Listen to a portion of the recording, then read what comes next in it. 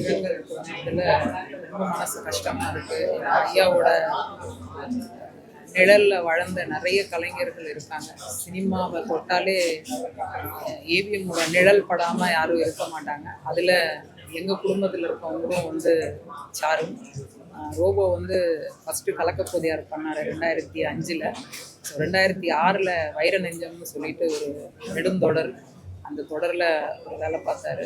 அதுக்கப்புறம் இந்த ஸ்டுடியோவில் தான் அவரோட ஃபுல் ஷூட் இருக்கு. கலக்கப்போதையார், அசத்தப்போதையார் எல்லாமே. ஸோ ஏவிஎம் வாசலை மிதிக்காத நாங்கள் இருந்ததே கிடையாது. அதுக்கப்புறம் பார்த்திங்கன்னா என் பொண்ணோட படிப்பும் வந்து ஏவி மெய்யப்பனில் தான்.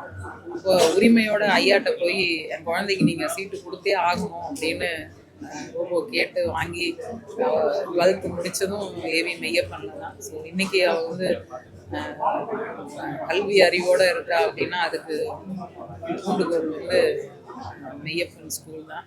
ஸோ இந்த ஏவிஎம் குடும்பத்தாருக்கு எங்கள் குடும்பத்தினருக்கு ஆழ்ந்த இரங்கலை தெரிவிச்சுக்கிறேன்.